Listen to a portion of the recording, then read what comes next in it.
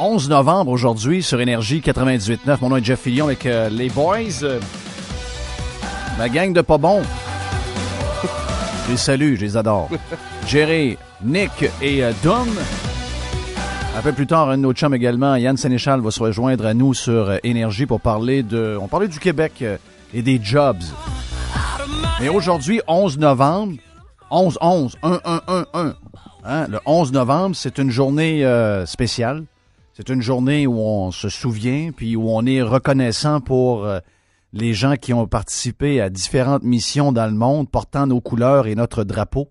On est très, très reconnaissant. On sait en plus que dernièrement, avec ce qui est arrivé, on a comme un feeling cette année que c'est une année où on doit encore porter plus le coquelicot pour saluer et encore une fois lancer le message clair qu'on est derrière nos boys et nos filles qui s'en vont en mission un peu partout dans le monde.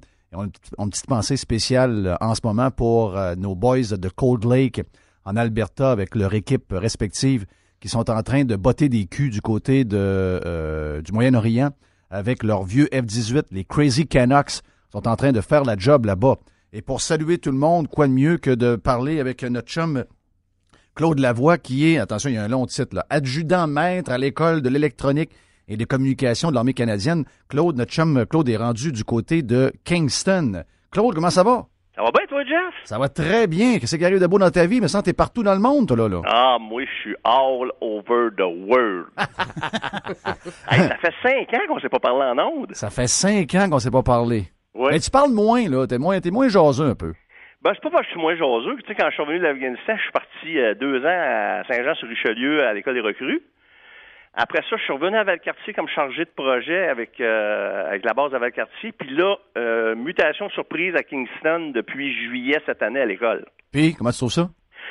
Ben, j'étais en Ontario. Ma blonde a gardé la maison à Québec. Moi, j'ai un petit condo ici, là.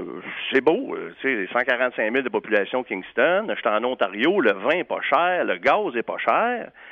Fait que ça va bien. Je m'en tire bien, comme on dit. Ma sœur a gradué de Saint-Jean il y a quelques semaines.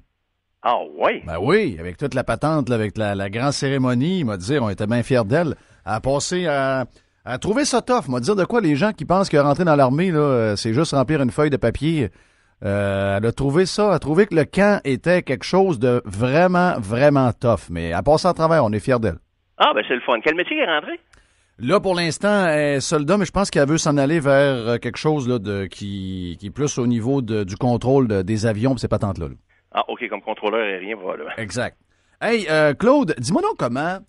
J'ai vu les images des gens au lendemain de ce qui s'est passé à Ottawa et à Saint-Jean-sur-le-Richelieu, des gens qui ont vu le corps de notre homme de l'armée qui a été tué à Ottawa face au Parlement.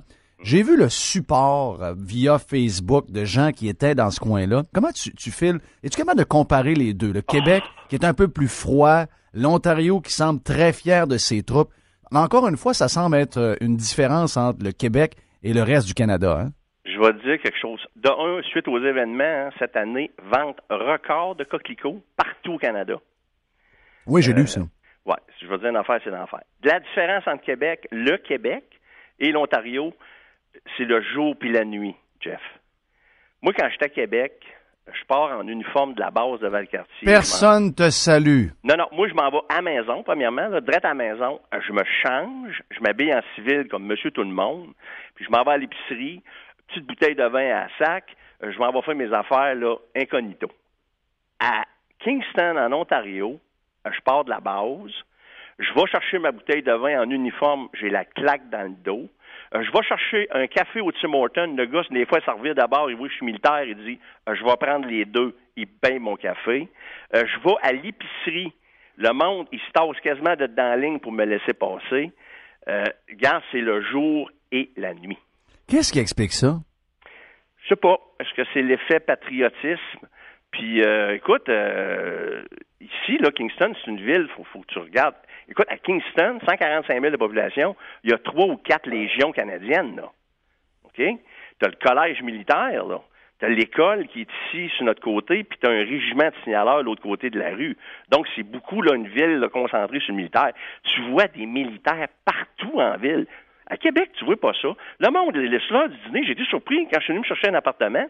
J'étais allé manger à une petite brasserie entre les deux ponts, parce que c'est un pont qui sépare le collège militaire puis le reste de la ville. Puis je vais te dire une affaire, les jeunes traversent le pont en uniforme, s'assoient, ils sont sus comme des princes, mon gars. Puis les gars, ils mangent, prennent une petite bière. Hey, à Québec, un gars qui prend une bière en uniforme, il se fait pinpointer du doigt, là, puis pas à peu près, là. C'est bien plate, ça. Hey, t'as passé une belle journée samedi avec notre chum Denis dans la loge au match des sénateurs? Écoute, encore une fois, hein? Juste en Ontario que ça se passe. Écoute, on était pas loin de 2000 militaires invités par les sénateurs d'Ottawa. Puis moi, j'ai eu la chance d'aller, puis je le remercie encore, Denis Labelle, avec 10 de mes collègues de travail, on était reçus dans la loge à Denis. Et puis je dois t'avouer là, qu'il y avait du monde en combat, en CIF, la mise au jeu par le chef de l'état-major, les gars qui descendaient du plafond en rappel, le monde debout, standing ovation, ça te fait des high-five. Écoute, c'est pas comparable. Je pense qu'on verra jamais ça aux Canadiens de Montréal. Là. L'uniforme spécial aussi pour le warm-up des sénateurs aux couleurs de l'armée. Ah, écoute, puis ça, là, ces gilets-là, ils vont être signés par les gars qui les ont portés, puis ils vont être vendus aux enchères, puis les profits vont aller pour Soldats sans limite. Mais j'essaie de comprendre pareil, là. J'essaie de comprendre. Moi, c'est parce que je viens d'un milieu, la sœur de ma mère est une militaire, c'est sa seule sœur. Mon père est impliqué dans l'armée canadienne longtemps. Regarde ma sœur qui vient, j'ai peut-être un background relié à Bagotville. J'ai des chums qui ont été pilotes de F-18. Mais ça me fait toujours honte un peu, ça, de la manière qu'on se comporte envers nos militaires. Il y a quelques semaines, je suis allé mettre de l'essence. Puis quand je suis arrivé pour rentrer, j'allais m'acheter une caisse de bière au Golden Eagle pour loin de chez nous. Puis j'ai salué le gars en uniforme. Et il a fait un saut. Puis là, je me suis dit, mon Dieu, ça se peut-tu qu'il aime pas ça? J'ai pas demandé, mais j'ai compris qu'il est pas habitué de se faire saluer parce qu'il est en uniforme. Puis le genre de salut qu'on fait, c'est un genre de remerciement. Ça, on avait déjà parlé en ondes, écoute. Ça, on avait dit, si vous pouvez pas nous... on vous demande pas les choses politiques, on n'est pas des politiciens. Moi, je suis pas un politicien, moi, je suis un outil du gouvernement, OK? Fait que moi, j'adopte la politique du gouvernement qui est en place. Sauf que la population, ben, on s'attend de se faire supporter. Je veux dire, c'est justement pour que tu fasses la différence entre les deux. Hey, quand tu t'en viens là, de Montréal à Kingston en t'en allant vers Toronto, là, toutes les overpass ont des noms, soit de soldats décédés au combat, soit de policiers des OPP ou de la GRC. Ils ont tous des noms distinctifs pour les overpass sur la 401 entre Montréal puis Toronto. Imagine-toi, tu as 468 km. Hey, toi, t'achèves dans l'armée, là, il te reste quelques mois. Ça fait combien d'années que t'es là-dedans? Hey, moi, regarde, je vais taper mon 33 ans au mois de mars. Et puis, je suis en libération médicale, qu'on appelle, parce que vu mes missions que j'ai faites par le passé, les genoux suivent plus, le dos suit plus. Donc, tranquillement, là, je vais m'en aller dans une transition vers la vie civile. Puis, je pense que je vais avoir punché mon ticket. Là, écoute, 33 ans de loyaux service. Qu'est-ce que tu retiens de tes 33 ans? Qu'est-ce qui t'a marqué le plus? Dans toutes tes missions. Ouais, toutes tes missions. Laquelle de tes missions t'a marqué le plus? Je pense qu'ils m'ont tous marqué à leur manière, mais ce qui me reste des missions, mis à part là, des souvenirs, des senteurs qui nous restent, puis tout ce qui vient avec, il y a des hommes qui m'ont marqué dans chaque partie de mes missions. J'ai travaillé pour des commandants, je vais dire, extraordinaires. Tu te souviens du colonel qui t'avait remis un certificat à la cage au sport? Yes. Bon, Jean-Marc Lantier est rendu major général ici à Kingston. J'étais dans son bureau il y a à peu près un mois et demi. Donc, c'est le fun d'avoir tous ces gars-là. Ma dernière mission, gars, je pourrais te nommer un gars, l'ex-capitaine Fred Caron, qui était pour moi là, un gars, un méchant bon soldat. C'est ça que je retiens des missions. Le négatif, on essaie de pas s'en rappeler. Mais quand on se rend compte, les gars, ben c'est là qu'on voit qu'on a tissé des liens qui sont, écoute, c'est fort, c'est tissé fort. On pourra jamais oublier ça. Tu sais, je regarde des gars comme Frank Malbeuf qui avait sauté puis qui s'en était sorti. Puis on se voit aujourd'hui. On essaie de pas repenser à ça, mais on pense à notre amitié, par où est-ce qu'on a passé. Puis le seul point en commun qu'on a tous, c'est qu'on a tous travaillé pour mettre une brique sur le mur des démocraties, on est allé dans toutes les missions. C'est ça que moi, je retiens, là. Est-ce que en sortant, tu vas t'impliquer pour la vie après, juste comment ça se passe quand les gens reviennent? On sait qu'il y en a actuellement, c'est peut-être pas le plus gros nombre de militaires qu'on envoie dans une mission, mais il y en a plusieurs centaines qui sont partis maintenant pour s'occuper des F-18, qui sont en train d'attaquer l'État islamique. Est-ce que c'est quelque chose que tu vas rester dans le fond relié aux militaires pour longtemps? C'est-à-dire que tu vas donner du temps, tu vas donner un peu de toi pour justement aider les gens qui vont revenir en ayant l'expérience que tu as. Parce que ce qu'on remarque, c'est encore une fois beaucoup de problèmes pour certains qui reviennent. Des suicides, des dépressions, des familles éclatées, des choses qui... les gens ne se rendent pas compte comment c'est dur de partir dans ces missions-là pendant longtemps, plus qu'une fois, revenir à la vie traditionnelle, à la vie normale. C'est pas quelque chose de facile pour ces gens-là, que ce soit dans l'armée canadienne, dans l'armée américaine, peu importe. C'est toujours difficile pour l'humain qui est dans l'uniforme. Hein? C'est drôle que tu me demandes cette question-là, là, parce que là, 2 semaines, j'ai passé une entrevue finale, donc les pré-tests, les tests, l'enquête de sécurité. Puis là, j'ai passé l'entrevue finale pour m'en aller travailler comme fonctionnaire, imagine-toi donc, un fonctionnaire de la fonction publique, au service de soutien des blessures de stress opérationnel à Valcartier. Donc, pour avoir un job de 40 heures pour justement être à l'écoute des gars qui sont en détresse.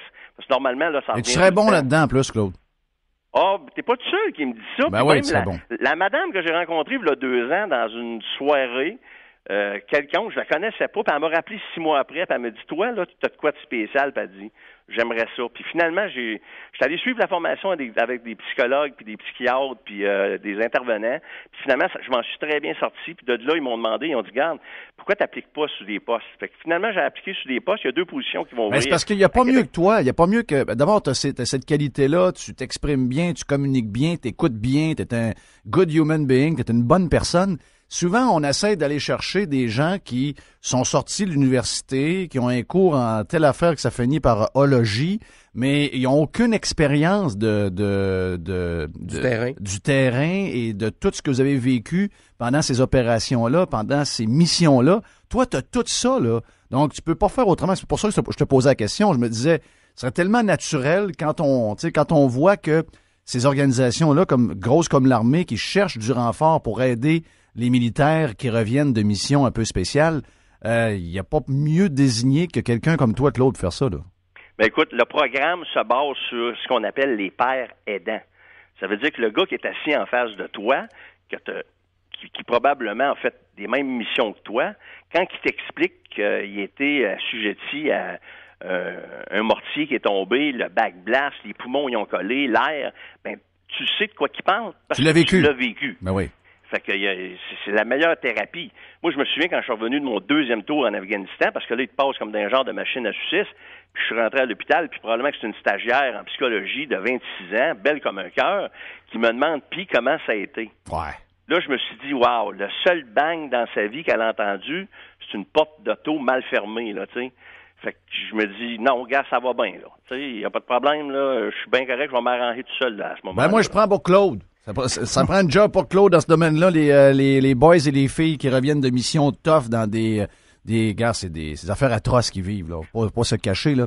Ils vivent des affaires atroces. Avant, on disait, nos militaires, ils s'en vont à Haïti, puis ils ramassent des branches, puis ils ramassent des scies. Mais là, nos militaires, excusez-moi, là, dans les 20 dernières années, ils n'ont brassé pas mal, puis ils ont besoin de soutien. Hey, Claude, bonne journée du souvenir. On pense à vous autres, on vous aime, on est derrière vous autres. Les Québécois, peut-être, sont pognés un peu, ils sont pas expressifs, les Québécois, toujours, mais j'ai l'impression que, regarde, comme moi, puis comme ben du monde qui nous écoute en ce moment, on est vraiment fiers de tout ce que vous faites pour nous autres, puis on pense à vous autres aujourd'hui, puis on porte le coquelicot, OK? Hey, Jeff, quand je suis un petit peu down, là, puis que j'écris des petites affaires sur Facebook, c'est qui le meilleur pour me remonter le moral? C'est qui? C'est notre chum Al Rider. Ah, c'est exactement. Il est-tu l'enfer, lui? Never give up. Lui, là, il me détecte, mon gars, il m'écoute, il me voit sur mon journal, il m'écrit en privé, puis il me demande comment ça va. Hey, je la ferme-tu ma gueule, puis je l'écoute-tu, tu penses, lui? Ça, c'est un des meilleurs, ça. Non, ça lui, là, les gens, là, si vous voulez voir sur Facebook, Al Rider, vous y allez, le chum Alain, là, c'est pas de le voir, c'est de le lire, c'est de le suivre, c'est de le voir sur Twitter, aller également. Cette personne-là, il y a rien qui bouge, sauf le bout de ses doigts. Il a une vie misérable. Et il en rit. Ben, il en rit. Il nous le raconte avec le sourire. Il trouve ça dur, là. Veut pas. Il a besoin de gens continuellement avec lui. Mais quand tu es avec Alain, puis nous autres, c'était un ami à tout le monde ici, là, regarde, quand tu es avec Alain, t'as plus de raison d'abandonner quoi que ce soit. Tu peux pas never give up, comme Alain dit. Never give up. Puis là, je viens de finir d'écrire mon épilogue dans mon livre, là, 255 pages. Puis j'y ai promis, aussitôt que j'ai une copie, un hard copy de mon livre, je descends à Trois-Rivières, j'y dédicace ça, puis j'y en donne une copie pour qu'il lise ça. Regarde, c'est tellement bon, un bien bon bonhomme. Regarde, mais ça. Hey, merci Claude, bonne journée, puis profitez-en le 11 novembre aujourd'hui. Puis, regarde, je vais aller m'acheter du vin pas cher à LCBO tantôt en portant mon uniforme, puis je vais tanker mon char ce matin à 1h11. Salut, bye. Salut Jeff, salut la boys. C'est notre chum Claude Lavoie qui est adjudant-maître à l'École de l'électronique et des communications de l'Armée canadienne à Kingston, un gars de Québec. Un gars que vous connaissez depuis longtemps, il s'exprime dans les médias depuis un bon bout de temps. Il est à la fin de sa carrière dans l'armée, mais un gars comme lui, ça va rester dans l'armée jusqu'à la fin de ses jours. L'armée, c'est sa vie, puis il est l'armée. Donc, regarde, c'est quelqu'un avec qui on aime beaucoup jaser. On fait une pause, on vient dans un instant. On est sur, et vous êtes également sur Énergie 98.9.